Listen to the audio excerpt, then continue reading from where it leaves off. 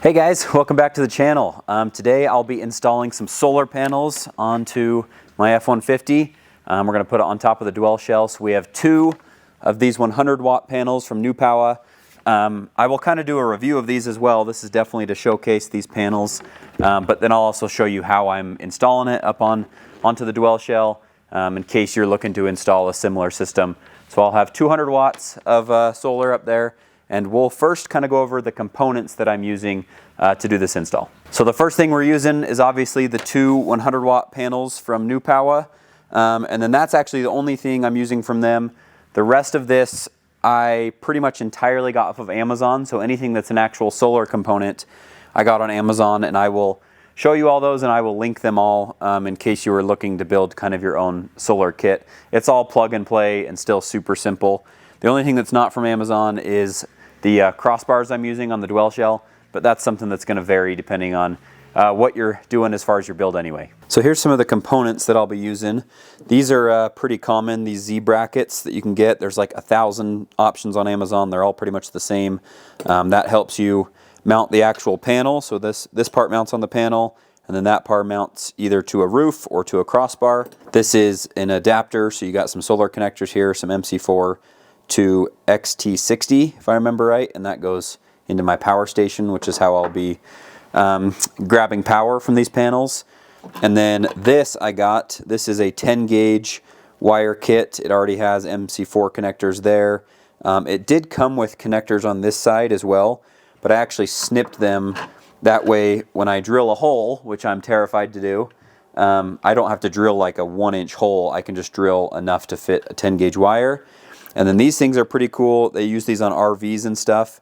And so you stick your wires through the hole, and then they actually are watertight through here. And then you kind of just silicone around this to keep everything watertight on top of your camper or whatever it is you're installing it on. One last thing down here on the tailgate, I actually bought some extra MC4 connectors because I snipped these.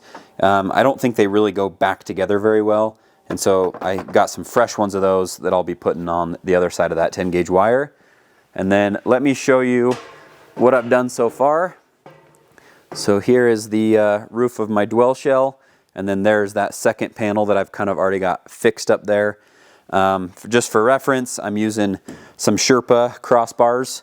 And then I have some T-nuts that just go into there. That way these brackets, I can just kind of mount them. And then what that will allow me to do is, rather than drilling right into the roof of a camper, I'll be able to kind of switch up my solar down in the future, or if I wanted to just run a single panel and run some max tracks at any point, I just wanted this to be modular so that I could kind of do different things in the future rather than having it hard mounted onto the roof. So I've already kind of got these bolted in, and they're just kind of hand tightened so I can kind of fit the other one up onto there before I tighten everything down. And then I'm going to install that kind of watertight RV wire protector right here in the front. And then I will run it through the rest of the camper. So it will just run through the very top of the camper right there. And then I will fish it down through there and then run it to my power station right there. I'm having to modify these panels just a tiny bit, but it's very simple. And so they have holes here on the side for if you're mounting it with the brackets on the side here. But because I'm mounting it in between two crossbars and they're mounting like this, there's no holes here to mount those brackets. So that's something they could definitely improve on in the future. But that's something that's so easy. So these are aluminum. It's not hard to drill through it. And I'm using 1/4-inch bolts. And so I'm just using a 1/4-inch bit and drilling some new holes there. It takes like 2 seconds. So not a big deal at all. Before we get like way too deep into this install, let me just show you these real quick. I'll pop the dimensions up on the screen right now because I don't remember them, so that you kind of get an idea for what the dimensions are on these. I actually went with these ones because some of these 100 watt panels are a lot longer, and with the way I'm running them on my roof, I don't have a ton of room from the front of my dwell shell to the 12 volt fan I have in the back. So some of the much longer options just weren't going to work very well. So these are one of the smaller sized options. As far as the actual capacities of this thing, they run at about 21% efficiency. And then these are newly upgraded to have 9 bus bar technology. And so they're going to be a little more efficient than their old model. These are super rigid, solid. Like Again, I haven't ran like 1,000 different solar panels to really compare it to everything, but like I'm feeling like these are super well built from a construction standpoint, and then they should be a little more efficient than their old ones. If you are drilling them like this, obviously just be very cautious that you're not going to punch through the actual solar panel with whatever bit you're using, so that's something to be really careful of. Otherwise, it's really easy to do. So I am running these brackets a little bit backwards compared to what you would normally do, because I'm running them like that because I want them to sit as flush as I can against the crossbars. Whereas if you were drilling it into a roof, then you would actually kind of put them like that, and then that part would drill into a roof or a camper or whatever it is. But I want these as flush as possible up there, so we're going to do them like that. Okay, now I'm just going to do this other side real quick, and then we'll throw this second panel up there before we start running wires. Okay, so I've got all those hand threaded in there. Now I can kind of just center everything where it needs to be, and then tighten those down.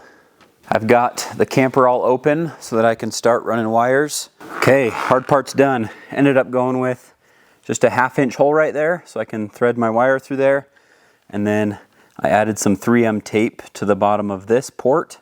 And so I'll run my wires through the watertight end of this, down through there. And then once I'm all done, I will actually do a waterproof silicone caulk around the edge of this so that it's super watertight.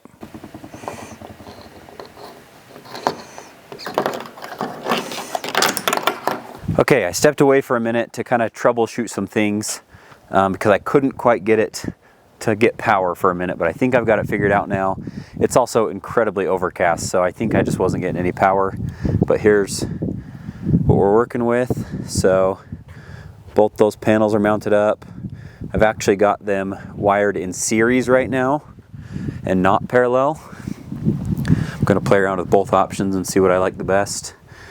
So right now, I'm not pulling, there we go, 13. You can see I was just pulling 13 watts in, and the sun's gone again. So a few seconds ago, the sun came out and I was getting like 40 to 50 watts.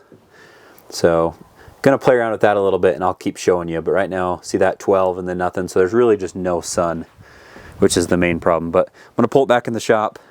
I got to water tight down that port up top and finish running this wiring, and then I'll show you how I ran everything. I've almost got this thing done. All the wiring and everything is done. The only thing left to do is kind of tidy up the actual wires up here, and I'm just going to use zip ties, and then I have some little clips from Sherpa that actually clip into their crossbars that will help me tuck some of those wires. But let's do kind of a wiring overview and show you how everything's ran on here before we kind of wrap up this video. So we've got the panels mounted to the Sherpa rack with some Z brackets, and then we've got all the wiring done in series to this wire that I got from Amazon into the RV ports that is 3M'd and siliconed down now. And then that wiring runs into the camper. So I'll hop up here and show you.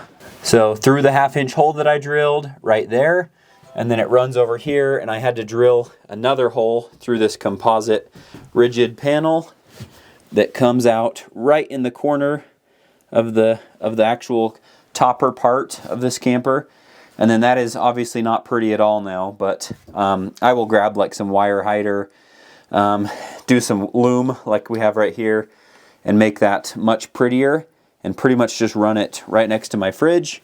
But as of now, it just comes right into those MC4 connectors, into this XT60 connector that I got off Amazon that plugs right into the back of the EcoFlow. I'm gonna bring the tent down, tidy up those wires, and make everything at least pretty enough so that I can drive. And then I'll wait for tidying up these wires another day once I order exactly what I want to use to kind of hide those a little bit. But once I get the ones on top done, it'll be pretty much ready to go.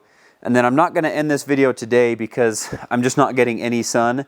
And I want to give you guys an accurate description of what it might look like if you have a sunny day and how much power we're able to pull into the EcoFlow with 200-watt panels. And then go over a few more features of the actual panels themselves before we wrap this up. All right, so it's actually been a few days. I'm back in the shop. I got sick, so that kind of threw a kink in some things.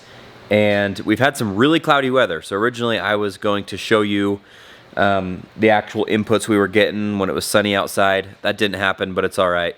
So a few days ago, while I was here at work, I had my truck parked outside.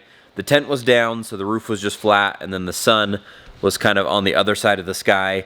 And so even in indirect sunlight, I was still able to bring in like 70 to 80 watts worth of power, and it was able to charge my power station from like 50% to 100% in an hour or so, in a few hours within an afternoon. So it works, it's doing all right. I will, in future videos on like camping trip videos and stuff, show you maybe a little bit more about how much power I'm able to get in different situations. But for this video, I thought that would be good.